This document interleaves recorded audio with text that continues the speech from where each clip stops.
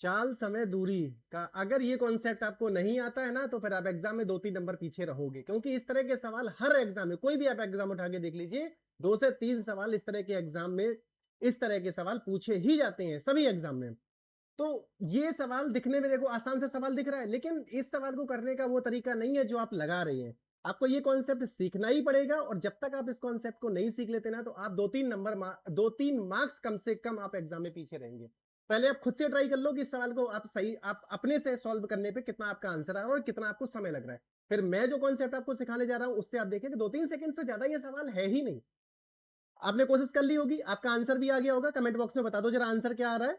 इसके बाद हम शुरू करते हैं।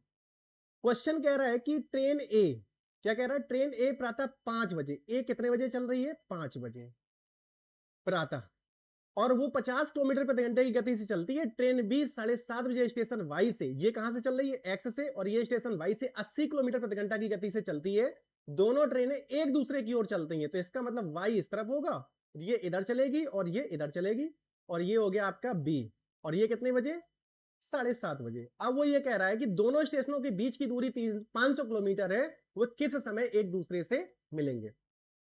मैं एक कॉन्सेप्ट आपको सिखा दे रहा हूं। अब बेसिक जो फॉर्मूला होता है चाल, समय और दूरी में, जो बेसिक फॉर्मूला लगता है वो क्या होता है, स्पीड जो होती है वो डिस्टेंस अपॉन टाइम होता है।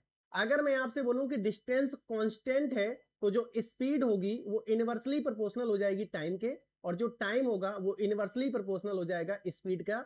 ये 3 फॉर्मूला हम इस पूरे चैप्टर में यूज करने वाले हैं।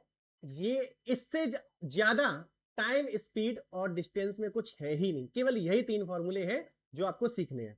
बात क्लियर हो गई, समझ में आ गया। अब जरा इस सवाल को देख लेते हैं। वो ये कह रहा है 5 बजे, ये 7:30 बजे। तो ऐसे सवालों में जो बेसिक कॉन्सेप्ट होता है वो ये होता है कि दोनों के जो टाइम है ना, उनको आप कांस्टेंट कर दीजिए। टाइम को जैसे ही आप कांस्टेंट करेंगे, इस वाले फॉर्मूला में जाइए, तो जो स्पीड होगी वो डिस्टेंस के डायरेक्टली प्रोपोर्शनल हो जाएगी। तो टाइम को कांस्टेंट करने के लिए ये 5 बजे, ये 7:30 बजे, तो 2.5 घंटे इसको पहले चला देते हैं। 2.5 घंटे, अगर ये 50 किलोमीटर प्रति घंटे की स्पीड से चल रही है, तो 2.5 घंटे में कितनी चल जाएगी, 125 किलोमीटर। अब इनके बीच की जो दूरी है वो कितनी बची होगी, 375 किलोमीटर की डिस्टेंस अब इनके बीच में बची हुई है। यहां पे है कौन सी, ए ट्रेन, और यहां पे है बी ट्रेन। ये चल रही है इसकी तरफ और ये चल रही है इसकी तरफ। यहां तक बताओ आपको समझ में आया कि नहीं, कोई डाउट। देखो अगर आपको नहीं समझ में आ रहा है ना, तो आप हमसे कमेंट बॉक्स में पूछ सकते हैं, मैं आपको प्रॉपर समझाऊंगा, और मेरा ये इंटेंशन है कि आप चीजों को कर पाए, एग्जाम हॉल में प्रेशर के साथ आप समझ पाए चीजों को। अब आप ये जानते हो कि जब दो ट्रेनें एक दूसरे की ओर चलती हैं, आपने ये सवाल अगर तैयारी करे तो पढ़ा होगा कि जब दो ट्रेनें एक दूसरे की ओर चलती हैं, तो दोनों की क्या होती है, जो चाल होती है उसको जोड़ दिया जाता है। अगर ये 80 से चल रहा है और ये 50 से चल रहा है, तो जो इफेक्टिव स्पीड होगी वो क्या होगी, 130 किलोमीटर प्रति घंटा।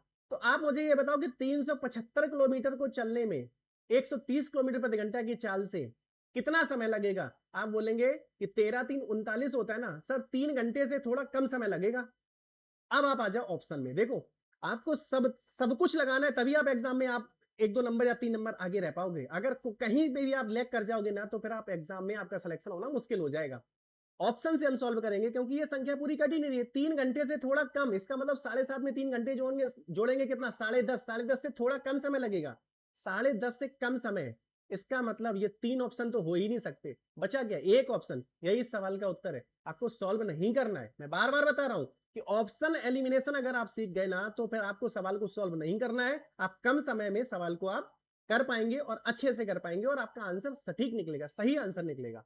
ठीक है, समझ गए। तो फिर ये एक नेक्स्ट सवाल मैं आपको देता हूं, आप इस सवाल का आंसर क्या होगा कमेंट बॉक्स में बताइए। अगर कोई दिक्कत है तो फिर मैं आपको बताता हूं। जो मैंने 3 फॉर्मूले आपको समझाए हैं, क्या होता है, स्पीड जो होती है वो क्या, स्पीड बराबर क्या होता है, डिस्टेंस अपॉन टाइम। अगर डिस्टेंस कांस्टेंट हो गई, तो जो स्पीड होगी टाइम के इनवर्सली प्रोपोर्शनल हो जाएगी, और जो टाइम होगा वो स्पीड के इनवर्सली प्रोपोर्शनल हो जाएगा। आप इस फॉर्मूले को लगा के, इन फॉर्मूले को लगा के इस सवाल का उत्तर बताइए। बहुत बहुत आसान सवाल है, बहुत इंटरेस्टिंग सवाल है, लेकिन ये सीजीएल 2025 में आया हुआ सवाल है, ऐसा नहीं कि एग्जाम में नहीं आया हुआ सवाल है। और पीछे जो मैंने करवा दिया वो भी आया हुआ सवाल था। तो अब आप इस सवाल को सॉल्व करिए।